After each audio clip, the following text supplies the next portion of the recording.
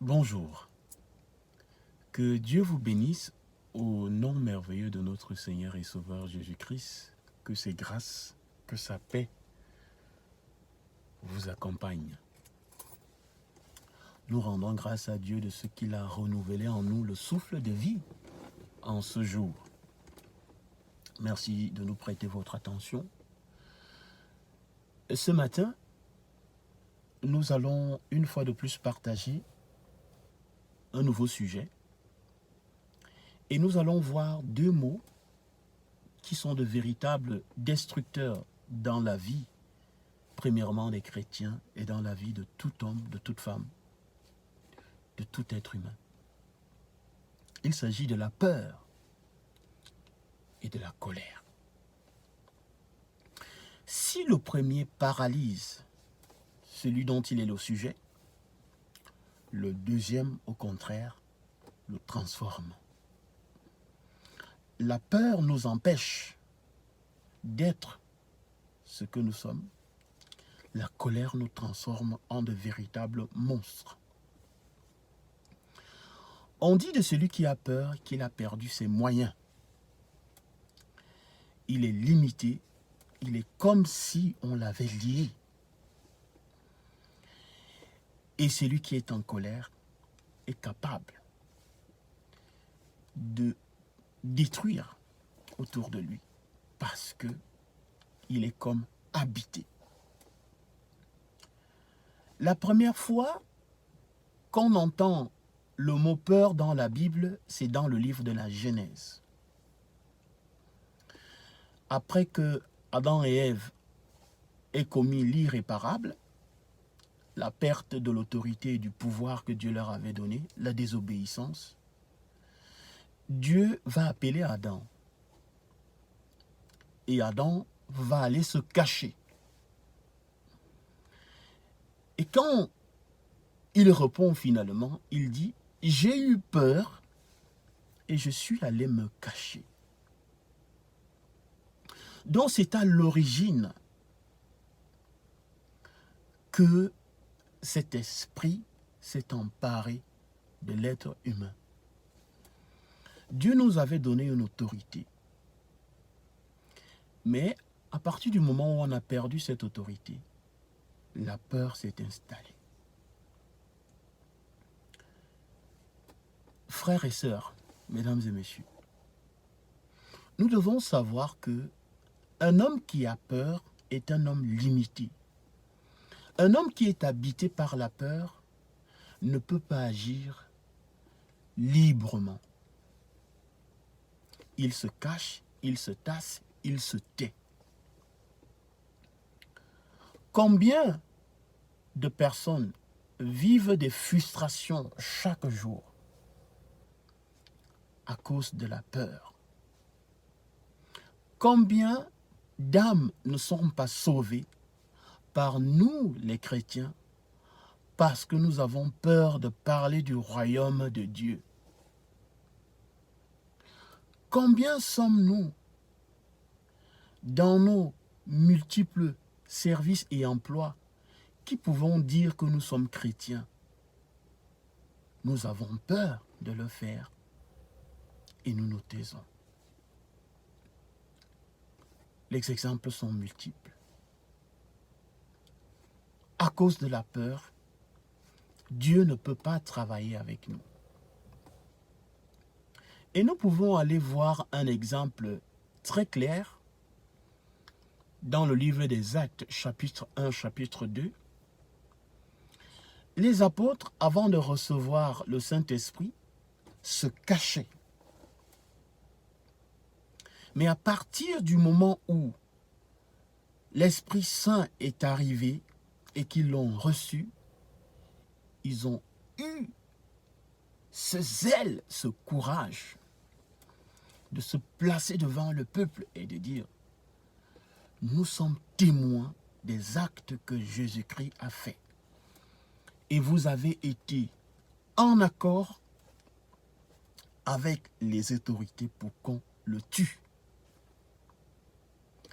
Donc, si nous voulons manifester un esprit de zèle et de peur, nous devons aller vers la réception du Saint-Esprit.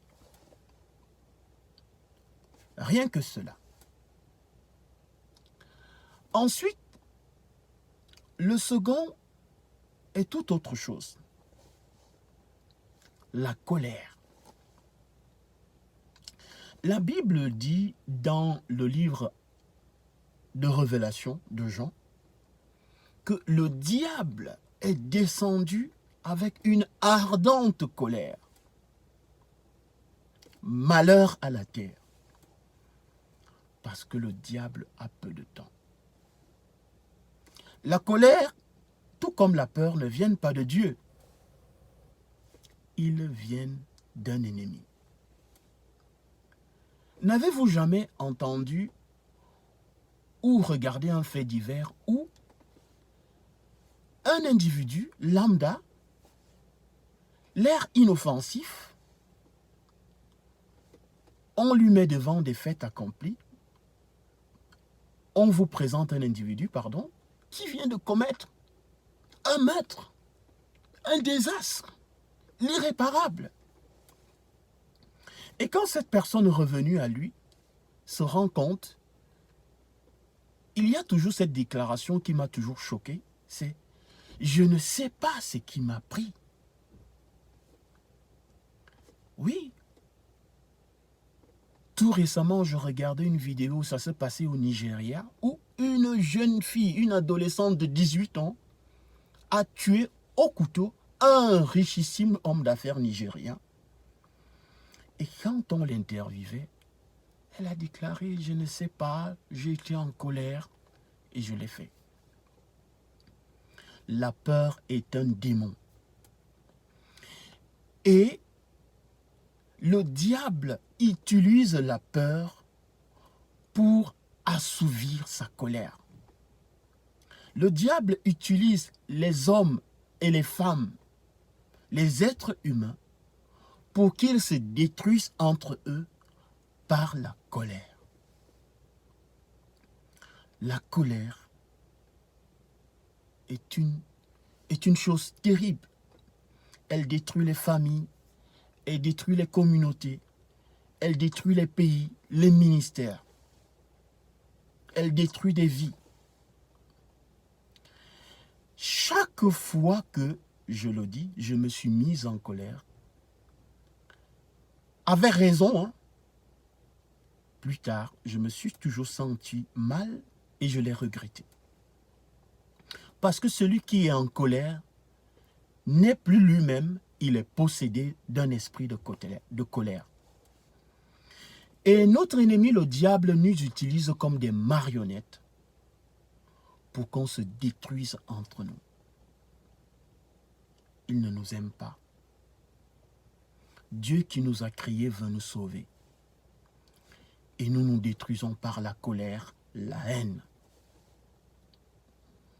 Enfin, pour terminer, remarquons que dans l'esprit que Dieu nous a donné ou veut qu'on reçoive, il y a mis des fruits. Les fruits de l'esprit. C'est dans le livre de Galates. Les épîtres de Paul aux Galatiques, dans la Bible. Il y a des mots pleins de douceur.